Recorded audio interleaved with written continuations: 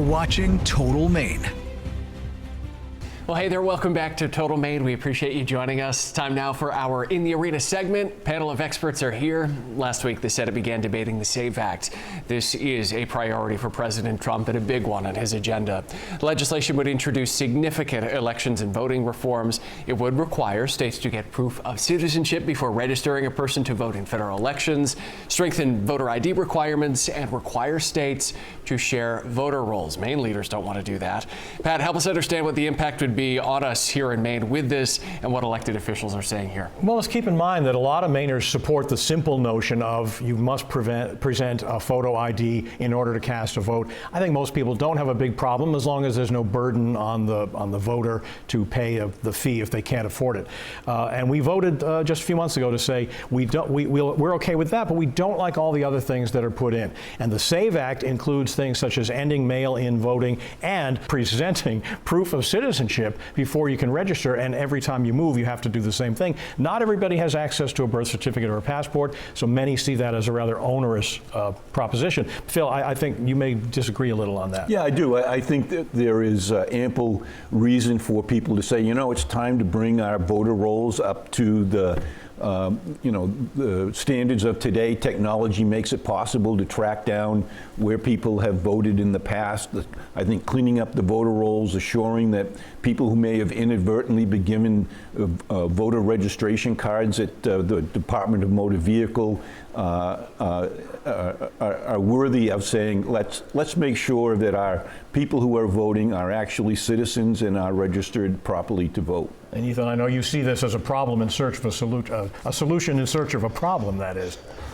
Yeah, exactly. I mean, there is nothing wrong. Our voter rolls are looked at all the time. We've had Republican secretaries of state occasionally, and we've had Democratic secretaries of state who have looked at our rolls, and they're fine. You know, this is, without question, a solution in search of a problem that's actually going to create a worse problem, which is stopping regular, everyday folks from being able to vote. Look, I'm a citizen. I couldn't tell. If you asked me to go find my birth certificate right now, I don't have a clue on how I would be able to find that.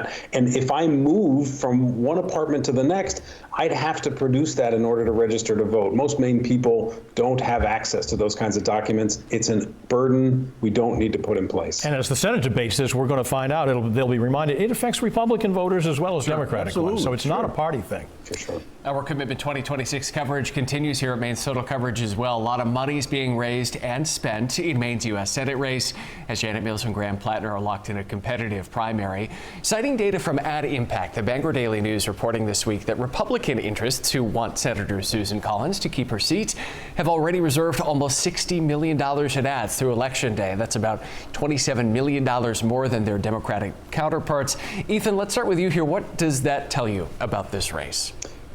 It tells you Republicans are worried about Susan Collins winning re-election. Look, they're putting money in this race. They certainly could take it away if things change, but they don't put money into races where there's an incumbent who's definitely going to win or an incumbent who's very likely going to lose. They put money into races where they have a candidate that's vulnerable.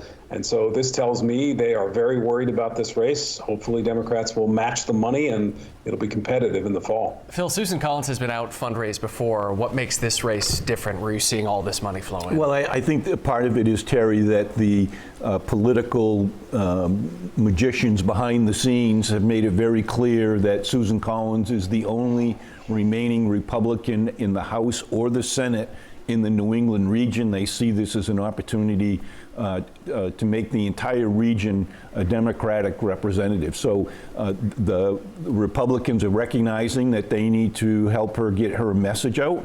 And as Ethan has pointed out, if the Democratic nominee continues to show viability, those dollars will keep flowing. And conversely, if the Democratic nominee is not showing that they're earning support in the polling, the Democratic support will wane, and then as a result, probably the Republican money will go somewhere else in another area. I can guarantee what's already happening is voter fatigue.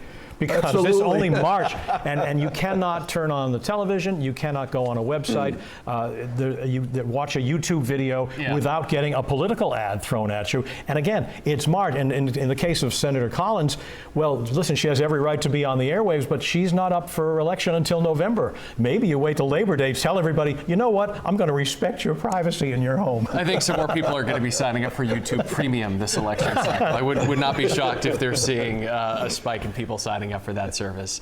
Well, that is going to do it for this week's In the Arena segment here on Total Maine. Remember, new episodes drop every Thursday. You can watch on our website, WMTW.com. You can watch it on YouTube or take it along with you and listen wherever you get your podcasts.